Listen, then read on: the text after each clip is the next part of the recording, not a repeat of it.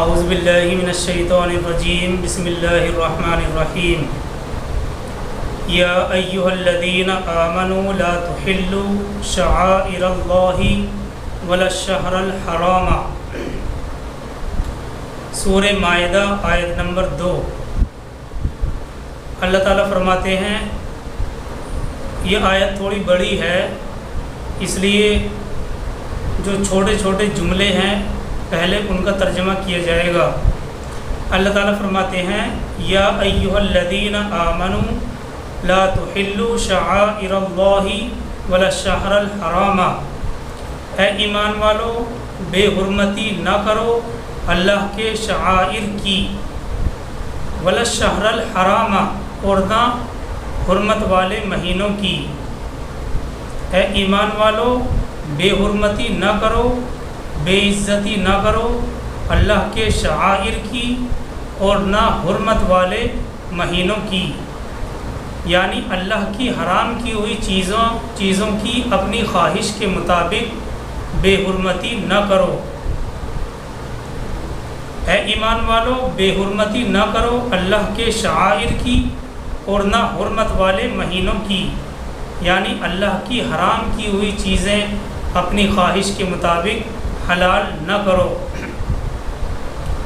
آگے اللہ تعالیٰ فرماتے ہیں، وَلَا الْهَدْيَ، اور نہ قربانی کے جانور کی بے حرمتی کرو۔ وَلَا الْهَدْيَ، اور نہ قربانی کے جانور کی بے حرمتی کرو، یعنی قربانی کے وہ جانور جو حج یا عمرے کے یا حج یا عمرے پر جاتے ہوئے لوگ اپنے ساتھ لے جایا کرتے تھے۔ جی ہاں، اہل عرب کا یہ دستور تھا کہ وہ حج اور عمرے پر جاتے وقت قربانی کے جانور بھی ساتھ لے جایا کرتے تھے۔ یہاں ان جانوروں کی بے حرمتی کی ممانعت بیان ہو رہی ہے۔ اللہ تعالیٰ فرماتے ہیں، وَلَا الْهَدْيَ، اور نہ قربانی کے جانور کی بے حرمتی کرو۔ وَلَا الْقَلَائِدَ، اور نہ ان جانوروں کی بے حرمتی کرو جن کی گردنوں میں پٹے ڈال دیے گئے ہوں۔ دیکھیے، ہم مطلب خیز ترجمہ کر رہے ہیں تاکہ ترجمے سے ہی مطلب بھی واضح ہو جائے۔ وَلَا الْقَلَائِدَ، اس لفظ کا تعلق بھی اوپر سے ہی ہے، اور واو جو ہے ان سب الفاظ کو جوڑنے کے لیے ہی استعمال کیا گیا ہے۔ وَلَا الْقَلَائِدَ، اور نہ ان جانوروں کی بے حرمتی کرو جن کی گردنوں میں پٹے ڈال دیے گئے ہوں۔ یہ پٹے اور کلادے علامت کے طور پر ڈال دیے جایا کرتے تھے کہ یہ قربانی کے جانور ہیں اور کعبے کی طرف جا رہے ہیں۔ آگے اللہ تعالیٰ فرماتے ہیں، وَلَا آمِّينَ الْبَيْتَ الْحَرَامَ۔ لفظی ترجمہ تو ایسے ہوگا، اور نہ عازمین بیت الحرام۔ وَلَا آمِّينَ الْبَيْتَ الْحَرَامَ، اور نہ عازمین بیت الحرام، مطلب یہ ہے کہ ان عازمین کی اور حج اور عمرہ کرنے والے لوگوں کی عزت اور احترام میں بھی فرق نہ آئے، یعنی ان لوگوں کی عزت اور احترام بھی ضروری ہے۔ جو لوگ حج اور عمرے کے ارادے سے سفر کرتے ہیں تو تمام لوگوں پر ان کا ادب اور احترام بھی لازم ہے۔ اللہ تعالیٰ فرماتے ہیں، وَلَا آمِّينَ الْبَيْتَ الْحَرَامَ، اور نہ عازمین بیت الحرام کی عزت اور حرمت میں کچھ فرق آئے، یعنی وہ لوگ جو بیت الحرام کی طرف جا رہے ہوں، حج اور عمرے کا ارادہ کر کے سفر کر رہے ہوں، اب ان کی بھی کیونکہ اللہ کے گھر کی طرف ایک نسبت ہو گئی ہے اور وہ اللہ کے گھر کے مسافر ہیں۔ یہی وجہ ہے کہ اہل عرب حج پر آنے والے لوگوں سے یہ کہا کرتے تھے، مرحباً بضیوف الرحمن، مرحباً بضیوف الرحمن، مرحبا ان لوگوں کو جو رحمان کے مہمان ہیں، یعنی تمام حاجی حج پر جانے والے اللہ کے مہمان ہوتے ہیں۔ اللہ ان تمام زائرین کعبہ کا کعبے کی زیارت کرنے والے لوگوں کا میزبان ہے۔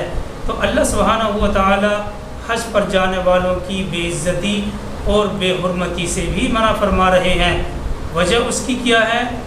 اللہ تعالیٰ فرماتے ہیں وجہ اس کی یہ ہے یبتغون فضلا من اللہ ورضوانا، وہ طلبگار ہیں اپنے رب کے فضل اور اس کی خوشنودی کے، یعنی یہ سب کے سب اللہ کی رضا اور خوشنودی حاصل کرنے کے لیے نکلے ہوئے ہیں۔ اللہ کی رضا اور خوشنودی حاصل کرنے کے لیے انہوں نے اپنے گھر کو چھوڑا ہے، اس لیے اور یہ لوگ مکان محترم کی طرف کوشش کر رہے ہیں، اس کی طرف جا رہے ہیں۔ تو اللہ تبارک و تعالیٰ ایسے لوگوں کی عزت اور حرمت کو بیان فرما رہے ہیں کہ ان کی عزت اور حرمت بھی تمہارے اوپر لازم اور ضروری ہے، اور یہ بھی اللہ کے شعار میں سے ہے۔ اور آگے اللہ تعالیٰ فرماتے ہیں وَإِذَا حَلَلْتُمْ فَاسْتَادُوا، اور جب تم حلال ہو جاؤ یعنی احرام کھول دو پھر تم شکار کر لو۔ وَإِذَا حَلَلْتُمْ فَاسْتَادُوا، اور جب تم حلال ہو جاؤ یعنی احرام کھول دو تو پھر شکار کر لو۔ حلال ہونا، وَإِذَا حَلَلْتُمْ، دیکھیے آیت میں ہے وَإِذَا حَلَلْتُمْ، لفظی ترجمہ تو یہی ہے کہ جب تم حلال ہو جاؤ۔ اصل میں کیا ہے حلال ہونا؟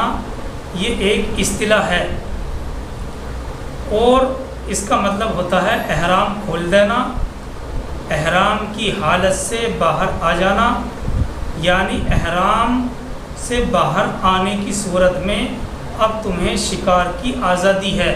شکار پر جو پابندی لگائی گئی تھی صرف اور صرف احرام کی حالت میں تھی، اور جب تم نے ارکان کو ادا کر لیا اور احرام سے متعلق جتنے بھی احکامات تھے وہ پورے ہو گئے اور تم نے احرام کھول دیا، حلال ہو گئے، تو پھر اب تمہیں شکار کی آزادی ہے، اور اس پر جو پابندی تھی وہ صرف اور صرف احرام کی ہی حالت میں تھی۔ اللہ تعالیٰ فرماتے ہیں وَإِذَا حَلَلْتُمْ فَاسْتَادُوا، اور جب تم حلال ہو جاؤ یعنی احرام کی حالت سے باہر آ جاؤ تو پھر تمہارے لیے شکار کی اجازت ہے۔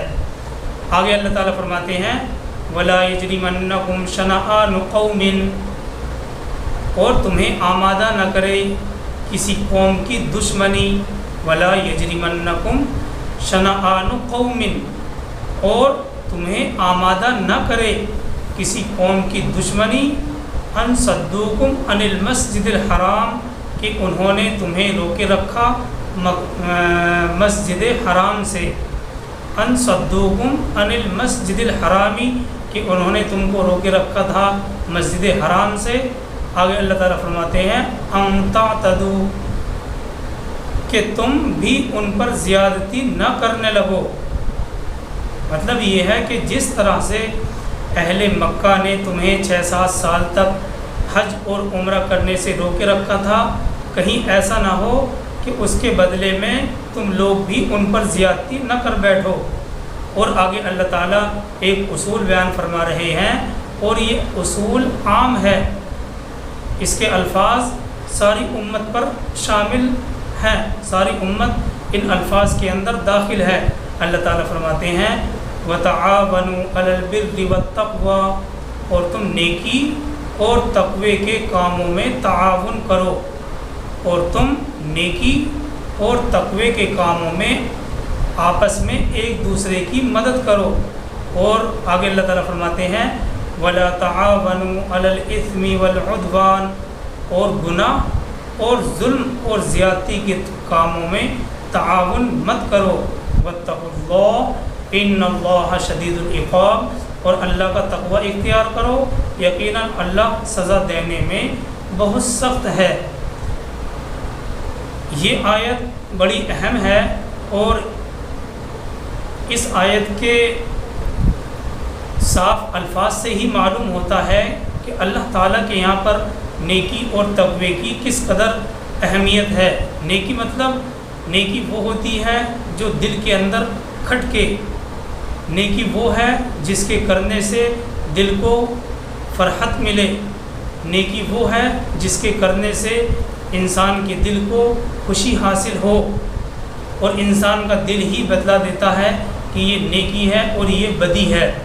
اس لیے اللہ تعالیٰ تمام نیکی کے کاموں میں ایک دوسرے کی مدد کرنے کا گویا کہ حکم فرما رہے ہیں صاف الفاظ میں، وَتَعَاوَنُوا عَلَى الْبِرِّ وَالتَّقْوَى، اور تم نیکی اور تقوی کے کاموں میں تعاون کرو، یعنی ایک دوسرے کی مدد کرو۔ وَلَا تَعَاوَنُوا عَلَى الْإِثْمِ وَالْعُدْوَانِ، اور گناہ اور ظلم اور زیادتی کے کاموں میں تعاون مت کرو۔ وَاتَّقُوا اللَّهَ إِنَّ اللَّهَ شَدِيدُ الْعِقَابِ، اور اللہ کا تقوی اختیار کرو، یقیناً اللہ سزا دینے میں بہت سخت ہے۔ دیکھیے یہ انداز بالکل ویسا ہی ہے جو سورہ نساء کا تھا، وہی معاشرتی معاملات اور ان کے بارے میں بنیادی اصول بیان ہو رہے ہیں جس طرح سے سورہ نساء میں بیان کیے گئے تھے۔ دیکھیے غور کرنے کی بات اس آیت میں ایک لفظ ہے اور وہ ہے شعائر۔ آیت کی شروع میں اللہ تعالیٰ نے فرمایا تھا یا ایھا الذین آمنوا لا تحلوا شعائر اللہ۔ شعائر، شاعر کے لفظ پر تھوڑا سا غور کرنا ہے۔ دیکھیے شعائر کا مطلب ہوتا ہے علامت اور نشانی۔ اس سے پہلے بھی ہم سورہ بقرہ میں پارہ نمبر 2 میں اس لفظ کو پڑھ چکے ہیں، ان الصفا والمروۃ من شعائر اللہ، کہ صفا اور مروہ اللہ کے شعائر میں سے ہیں۔ بہرحال شعائر کہتے ہیں علامت اور نشانی کو، اور اسی طرح سے ہر وہ چیز جو کسی عقیدے یا فکر یا عمل یا کسی نظام کی نمائندگی کرتی ہو اسے شعائر کہا جاتا ہے۔ شاعر کا مطلب شعائر، عین کے ساتھ الف بھی ہے، شاعر نہیں ہے، شعائر، علامت اور نشانی۔ اسی طرح سے ہر وہ چیز جو کسی عقیدے یا فکر اور عمل یا کسی نظام کی نمائندگی کرے اسے شاعر کہتے ہیں، کیونکہ وہ اس کی علامت اور نشانی کا کام کرتی ہے۔ ہم مثال سے اس کو اس طرح بھی سمجھ سکتے ہیں کہ سرکاری جھنڈے یا فوج اور پولیس کی یونیفارم، سکے، نوٹ اور اسٹامپ، یہ سب حکومتوں کے شعائر ہوتے ہیں۔ سرکاری جھنڈے، فوج، پولیس کی یونیفارم، سکے، نوٹ اور اسٹامپ، یہ سب کے سب حکومتوں کے شعائر ہوتے ہیں، اور یہ حکومتیں اپنی رعایا اور پبلک سے جن پر ان کا زور چلتا ہے سب سے ان شعائر کا احترام کرنے کا مطالبہ کرتی ہے۔ اور یہ صرف اسلام کے ساتھ ہی خاص نہیں ہے، بلکہ یہ سب چیزیں حکومتوں کے شعائر ہیں، اور یہ حکومتیں اپنی رعایا اور پبلک سے جن پر ان کا زور چلتا ہے ان سب سے ان شعائر کا احترام کرنے کا مطالبہ کرتی ہیں۔ گرجا، قربان گاہ اور صلیب مسیحیت کے شعائر ہیں، یعنی مذہبی مسیحیت میں یہ شعائر سمجھے جاتے ہیں، گرجا، قربان گاہ اور اسی طرح سے صلیب یعنی جو کروس کا نشان ہوتا ہے۔ آگے چلتے ہیں، چوٹی اور زنار اور مندر برہمنیت کے شعائر ہیں، کیس، کڑا اور کرپان وغیرہ سکھ دھرم کے شعائر ہیں، ہتھوڑا، دراتی اشتراکیت کے شعائر ہیں، اور سواستیکا جو ایس کی طرح نشان ہوتا ہے یہ آرین نسل پرستی کا شعار ہے۔ اب دیکھیے یہ سب مذہب یہ جتنے بھی مذاہب ہیں یہ سب مذہب اپنے دھرم کی پیروی کرنے والوں سے ان شعائر کا احترام کرنے کا مطالبہ کرتے ہیں۔ اگر کوئی شخص کسی نظام کے شعائر میں سے کسی شعار کی توہین کرتا ہے تو یہ اس بات کی علامت ہے کہ وہ اس نظام کے خلاف دشمنی رکھتا ہے۔ اور دیکھیے اگر وہ توہین کرنے والا شخص جو اس نظام کی شعائر کی توہین کر رہا ہے خود اسی نظام اور دھرم سے تعلق رکھتا ہے تو اس کا یہ فعل اپنے نظام سے ایک بغاوت کی حیثیت رکھتا ہے۔ یہی وجہ ہے کہ قرآن نے بھی اسلامی شعائر کی بے حرمتی کرنے سے اس آیت میں منع فرمایا ہے۔ اسی چیز کو اللہ تبارک و تعالیٰ نے ان الفاظ میں کہا ہے، اے ایمان والو لا تحلوا شعائر اللہ، اللہ کے شعائر کی بے حرمتی نہ کرو، اللہ کے شعائر کی بے عزتی نہ کرو۔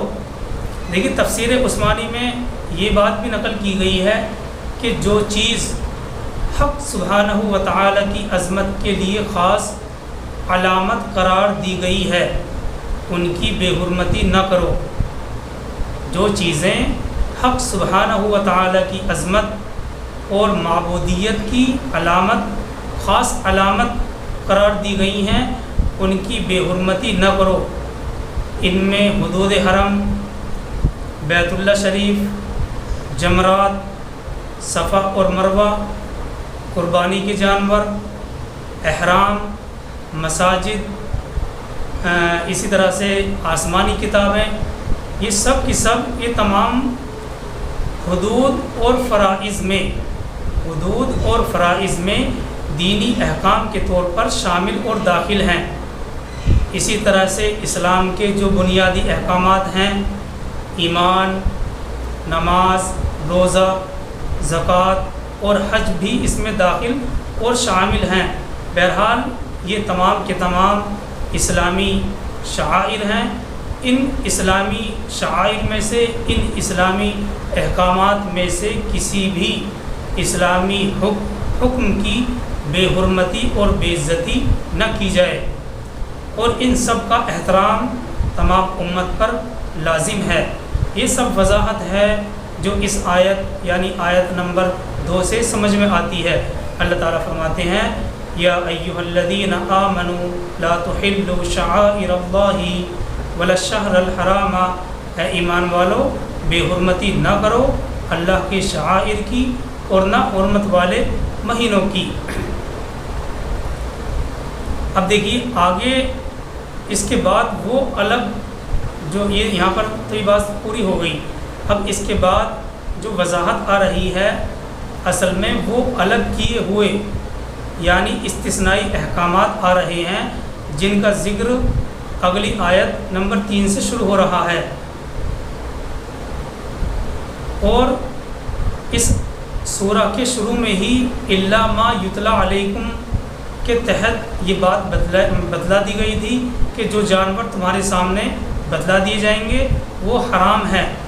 تو اس آیت اگلی آیت نمبر 3 سے وضاحت کے طور پر اللہ تعالیٰ انہی کا ذکر فرما رہے ہیں۔ اللہ تعالیٰ فرماتے ہیں، حرمت علیکم المیتۃ، حرام کیا گیا ہے تم پر مردار، حرمت علیکم المیتۃ، حرام کیا گیا ہے تم پر مردار، یعنی وہ جانور جو خود اپنی موت مر گیا ہو وہ اسلام میں حرام ہے۔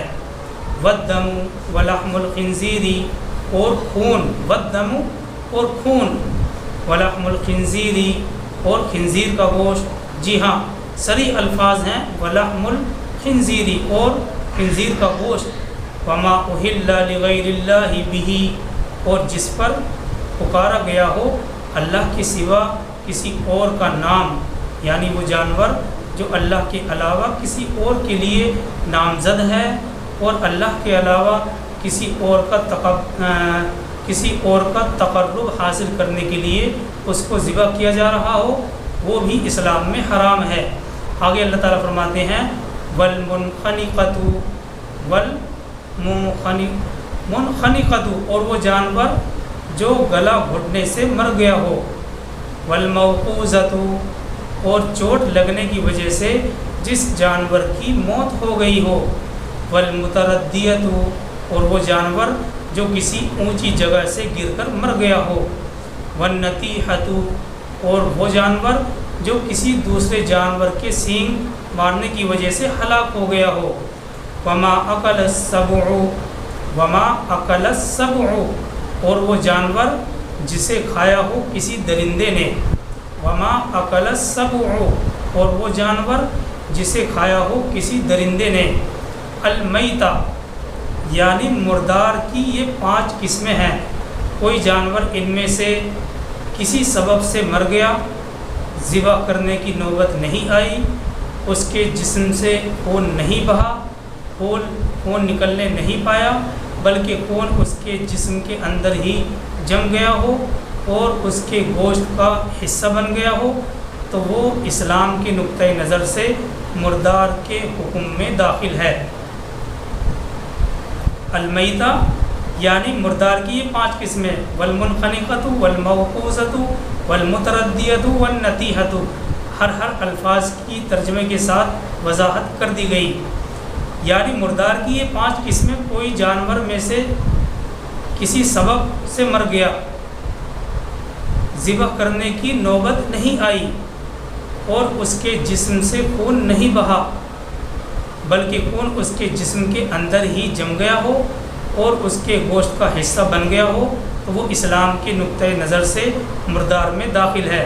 آگے اللہ تعالیٰ اس حکم کو مستثنیٰ کر رہے ہیں، الا ما ذکیتم، مگر یہ کہ جسے تم نے زندہ پا کر ذبح کر لیا ہو، جسے تم زندہ پا کر ذبح کر لو۔ الا ما ذکیتم، مگر یہ کہ جسے تم زندہ پا کر ذبح کر لو، یعنی جو قسم ذکر کی گئی ہیں، جو جانور ابھی مرا نہ ہو اسے ذبح کر لیا جائے تو اسے کھایا جا سکتا ہے۔ مثال کے طور پر ایسے بھی ہم سمجھ سکتے ہیں کہ شیر نے کسی جانور جو کہ حلال ہے اس کا شکار کیا، لیکن اس سے پہلے کہ وہ جانور مرتا شیر نے اسے کسی وجہ سے چھوڑ دیا۔ اس حالت میں اگر اسے ذبح کر لیا گیا ہو اور اس سے خون بھی نکلا ہو تو وہ اسلام کی نقطۂ نظر سے حلال ہے، اسے کھایا جا سکتا ہے۔ اس میں اور بھی وضاحت ہے، انشاءاللہ کل کریں گے۔